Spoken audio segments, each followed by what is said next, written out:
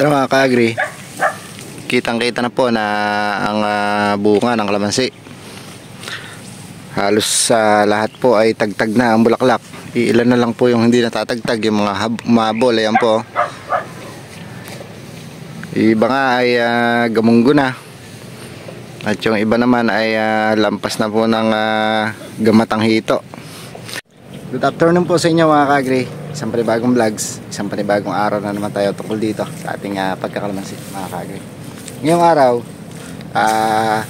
update tayo ng ating bunga ng kalamansi. Yung bunga na po, hindi na po siya bulaklak mga ka-agri. Kung makapansin nyo kasi likod ko, wala na siyang bulaklak. Puro na po ito bunga. Tagtag na po ang bulaklak ng kalamansi natin. At ayun, marami na malalaki na yung damo ng kalamansi. Ito, ka-agri, nakakapitong beses na kami na nag-spray dito ni Bear. Buhat po ng bulaklak. Ay nabutan na kami na ngayon na pagtagtag na. Tagtag na ang bulaklak na to. Bunga na mga ka-agri. Hindi nyo na makita. Parang wala. Parang walang bulaklak, walang bunga. Kasi nga mga ka-agri, kakulay na po siya ng dahon. Ito sa likod ko kung makapansin ninyo, ayan o. Tagtag na yun. Ito mga ka-agri, halos 95% na ala na tong bulaklak. Meron pa ilan-ilan na lang ito yung mga humabol na mga sinasabi ko nga na mga 10% pa na ilalabas ng bulaklak. Ayun, medyo humabol pa po yung iba. Pero yung iba hindi pa. Siguro touch ako dito kapag napapitas ko pa to. Di pa po tayo nakakapagpapapitas uli. Pag napapitas ko pa to, baka yun lumusot na yung mga pahabol. Kumbaga talaga namang naibigay na rin talaga yung magandang bunga na to ng kalamansi natin, yung binulaklak niya. Halos naibigay na talaga.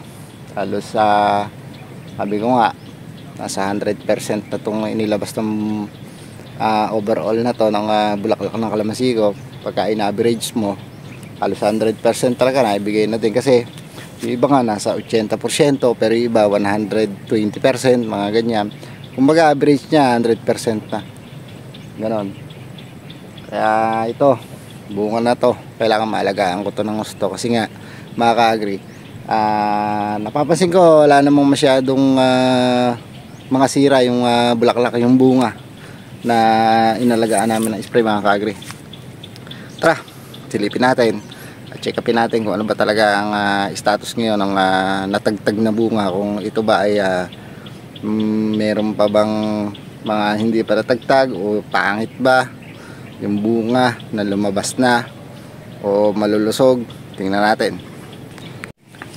Ito mga ka-agri, kitang-kita na po na ang bunga ng kalamansi. Halos sa lahat po ay tagtag na ang bulaklak. Iilan na lang po yung hindi natatagtag, yung mga humabol. Ayan po. Iba nga ay gamunggo na. At yung iba naman ay lampas na po ng gamatang hito. Malapit na rin maggamunggo. Yan. Puro bunga na lahat. Napansin ko makinis naman yung bunga. Wala naman siyang mga sira. Malinis. Kitang-kita mo na walang sundot mga ka-agri. Yan. Dito.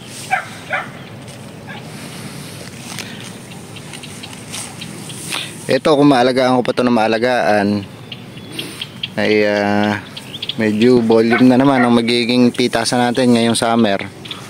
Siguro yung 300 bags baka makuha na naman natin ito sa isang cycle natin na naman ng pabunga.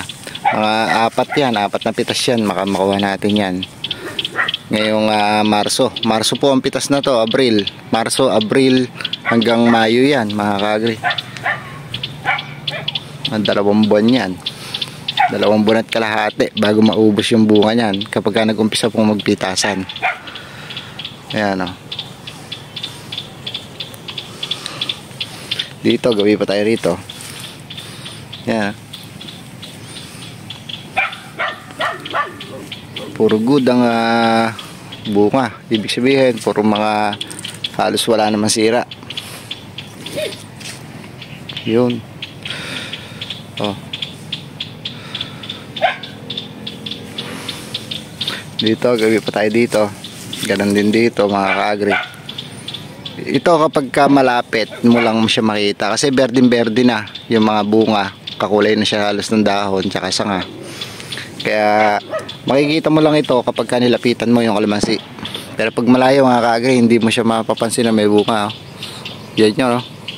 Pag lilapitan natin, dyan mo makikita ang bunga. Ayan, no? Mga ka-agri. Yan ang bigay. Salamat sa binigay sa ating bunga, bulaklak.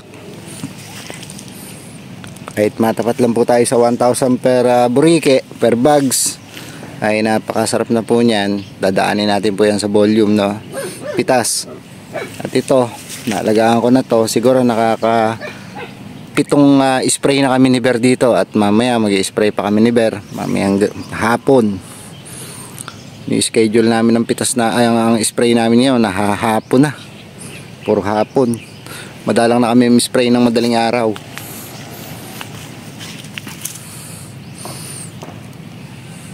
Yun. Mga ka-agri, dito tayo pumunta sa bandang dulo. Tingnan natin dito kung maganda ba dito sa lugar na to. Sa gawin na to kung maganda ba mga kalamansi.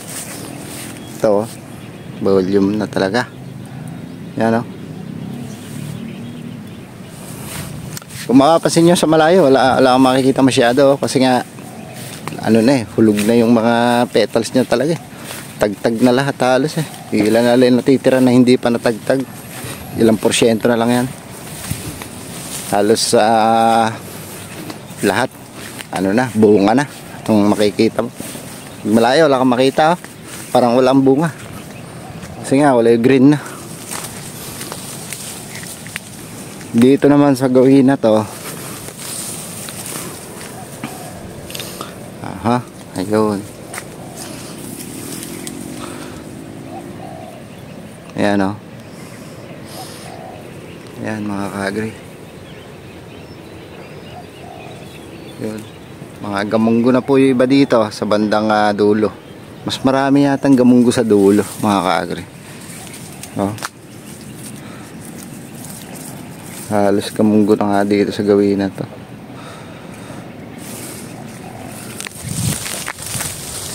Yan.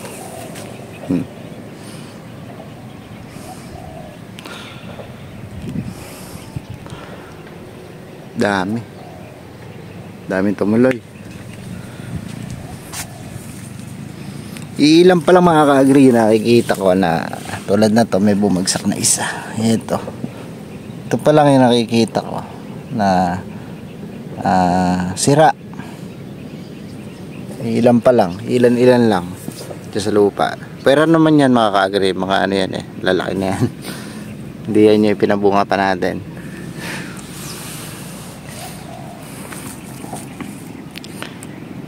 Yun. Gaganda mga ka-agri. Maberde yung mga bunga. Ibig sabihin na to healthy yung bunga na yan. Ibig sabihin niya mga hindi po nasundot yung ganyang itsura ng bunga. Kasi maberde. Yan, mabilog. Oh.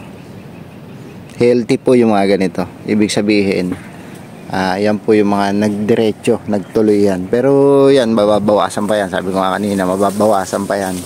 Hindi po 100% na magtutuloy yan. Yun, libutan natin yung ating kalamansi. Ito nga mga ka-agri, binigyan tayo ng magandang bunga ng kalamansi natin. At hindi naman sa atin ipinagkait itong ating hinahanap na bunga dito sa ating cycle na bago na naman pagpapabunga ng kalamansi. At may mga gamunggo na, may lampas sa gamatang hito, merong matang hito, meron yung katatagtag lang, meron pa po yung mga pailan-ilan na bulaklak na konting-konti na lang yung bulaklak na yun, hindi pa bumubuka o hindi pa siya nahuhulog yung petals. Halos lahat wala na ako nakikita halos na nakasabit na bulaklak. Ibig sabihin wala nang mga puti, puro tagtag na lahat halos mga ka-agri. At yun, overall maganda po yung bunga ng kalamansi natin. Hindi po siya mga sira-sira. May mga pailan-ilan lang ako nakakita na sira. Pero halos lahat, halos ano na to, naalagaan natin ng gusto. Kami ni Ber, naalagaan namin ng pag-i-spray, pulido na pag-i-spray na ginawa namin. Iba po talaga, pero napakaganda na po na ibigay. Napakaselan po kasi mag-spray sa kalamansi. Marami po dito ng mga nagkakalamansi, yung mga masiselan talaga, magagaling, na hindi po nila ipinagkakatiwala yung paghawak po ng handle o pag-spray na yan sa kung sino-sino lang, kasi diyan po nakasalala yung bunga, yung kita mo sa pagpapabunga mo, yung pag-aalaga ng kalamansi, yung pag-aalaga sa spray, mga ka-agri. Pag hindi po kasi pulido, yun, medyo maraming masisira yan. Kung marami po yung puhunan, syempre yun, doon nagbobori yung mga may-ari ng kalamansi. Kaya sila mismo, yung iba talaga, sila mismo talaga yung nag-spray. Tulad ko, na ako rin ang nag-spray dito. Pero syempre, pinractice natin ang pinractice yan. Halos 2 taon natin pinractice si Ber na pag-i-spray talaga ng kalamansi. Tsinaga natin. Kasi nga hindi naman na kada mag-i-spray ay available tayo mag-spray, mga ka-agri. Kaya ang ginawa ko, tinuruan ko talaga si Ber ng husto sa pag-i-spray ng kalamansi. Pero yun, yung resulta, maganda naman ang naging resulta ng mga pinaghirapan natin turo kay Ber.